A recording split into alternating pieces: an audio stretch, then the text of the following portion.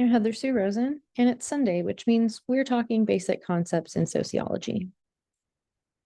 Today, we'll talk about a contemporary grand theory in sociology known as structural functionalism. Grand theories are macro-level theories that aim to explain the whole of society and social life. Structural functionalism can also be viewed not just as a theory, but as a paradigm. It was once the dominant paradigm in sociology, but it's since largely fallen out of favor. Paradigm means a pattern of something.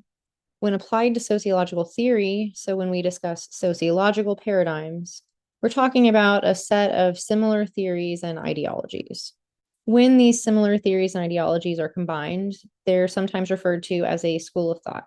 So we might also look at a paradigm as a school of thought.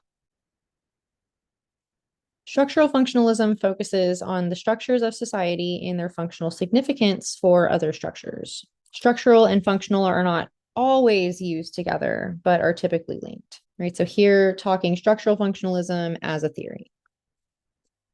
Structural functionalism considers both structure and function by focusing on the interrelationships between large-scale social structures and institutions, including how they constrain actors.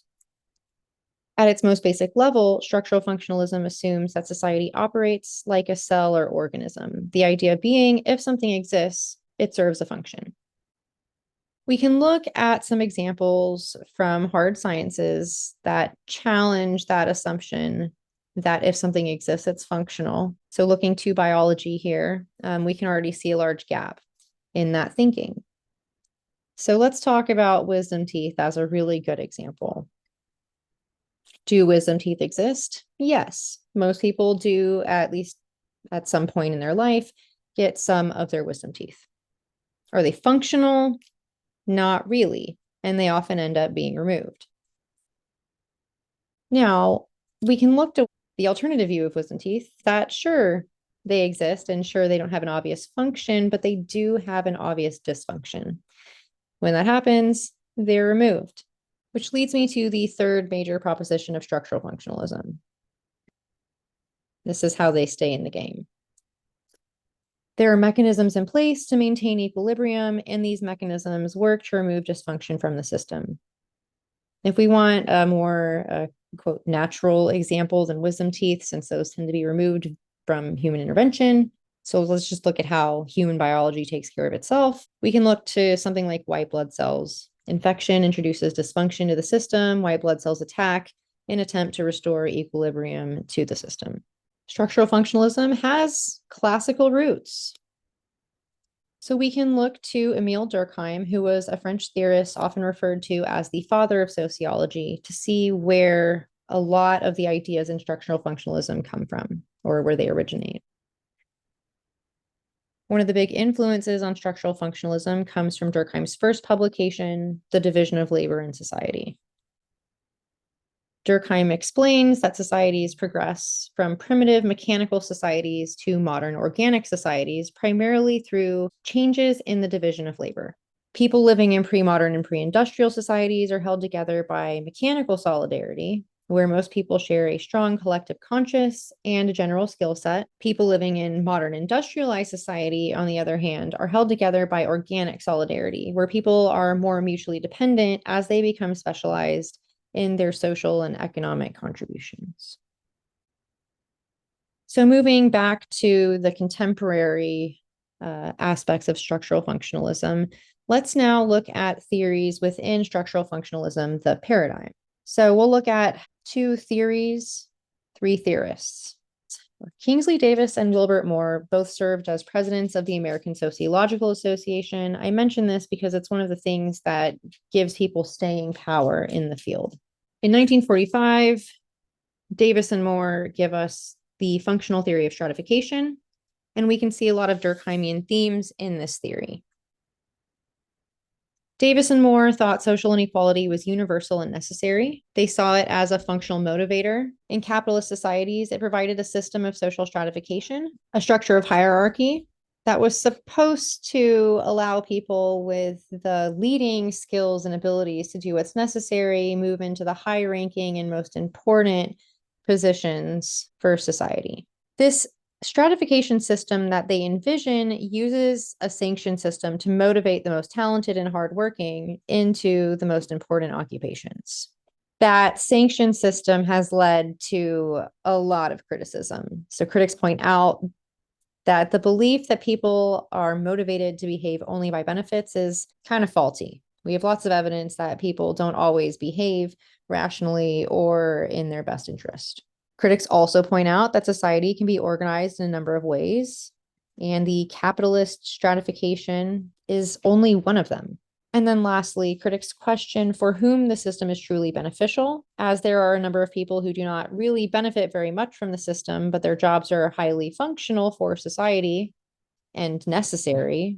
People like waste management. In addition, those who benefit highly, people like celebrities, have little function for the overall health of the system. Next, we can move to the theory of the social system. So let's look at Talcott Parsons. He's one of the more famous of American structural functionalists. Parsons examined systems at different levels where lower levels provide the energy or conditions for higher level systems. And in turn, those higher level systems are supposed to dictate how lower level systems operate. So let's look at the propositions of the theory of the social system. First, systems have the property of order and interdependence of parts. In this proposition, Parsons explains that society is made up of interconnected parts that operate in some orderly fashion. They function. If something is not functional, according to Parsons, it will not exist. Why? Let's look at proposition 2. Systems tend towards self-maintaining order or equilibrium. So in the second proposition, Parsons explains that nothing exists unless it is functional because society regulates to eradicate any dysfunction. Here we can stop to ask, if dysfunction does not exist, how can it be regulated? Third proposition, systems may be static or involved in an ordered process of change. In this third proposition, Parsons explains that systems will either stay the same, or when they change, the change will be aligned with an ordered process and will not be spontaneous or random. Fourth proposition, the nature of one part of a system has an impact on the forms that the other parts can take. So here, because everything is interconnected, everything has an effect on other things. So for example, human behavior impacts the choices available to other humans regarding behavior. Proposition 5, systems maintain boundaries with their environments. Here, Parsons claims that despite this interconnectedness, interdependence of systems requires the maintenance of boundaries so that the impact of one system on another doesn't result in dysfunction on the part of one or both systems. 6, allocation and integration are two fundamental processes necessary for a given state of equilibrium of a system. So essentially, people must adhere to norms and values of the system in addition to accepting their statuses and associated roles in society. And lastly, systems tend towards self-maintenance, involving the maintenance of boundaries and the relationship of parts to the whole, which means that systems take control of environmental variations and control of tendencies to change the system from within. So here, Parsons attempts to clarify how society regulates itself, but he does so by essentially stating that society regulates itself. Full stop. Parsons receives a lot of criticism for his failure to mitigate theoretical gaps posed by his main theoretical propositions about social systems.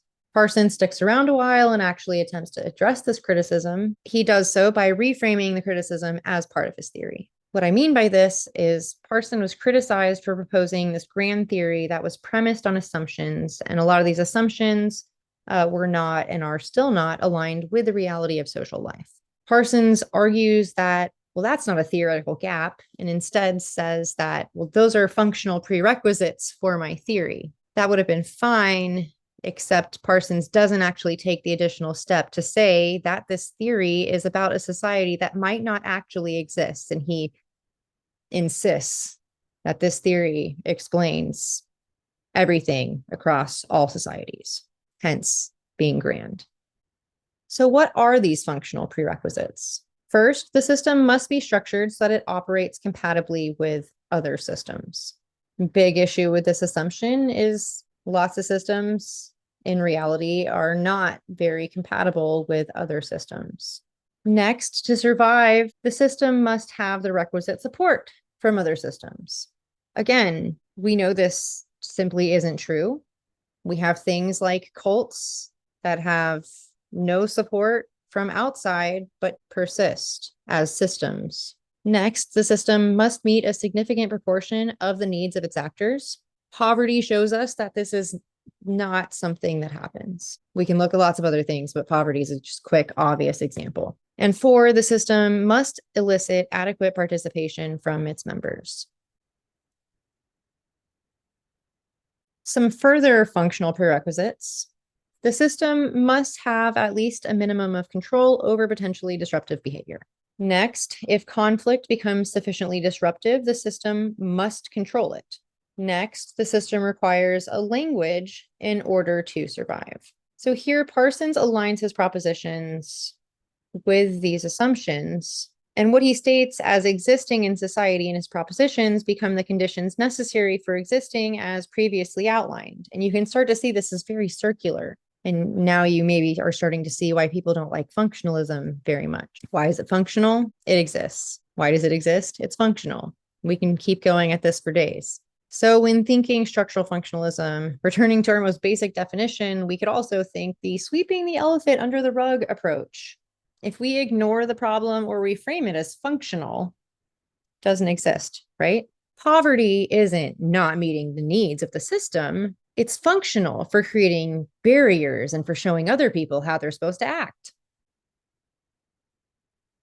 Parsons honed in on systems of action and starts beginning to develop what's called the AGIL schema around 1956, refining it later in 1974. So this comes after explaining the social system.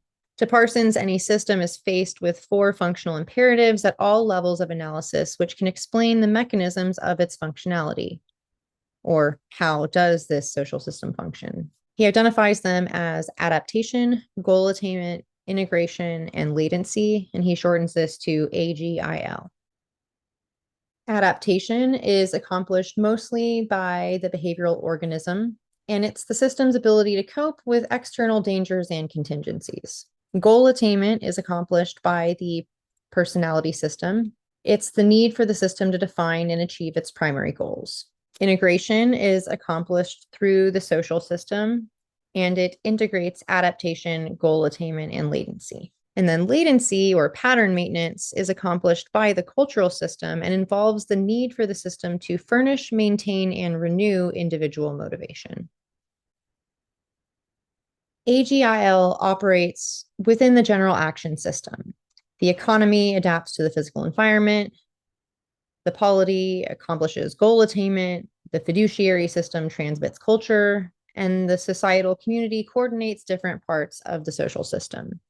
I will end by noting the unfortunate use of general action system and social system. In this case, what AGIL labels as the social system, or it's more appropriately conceptualized as the socialization process, while the general action system, the larger circle, all four of these things together, describes society.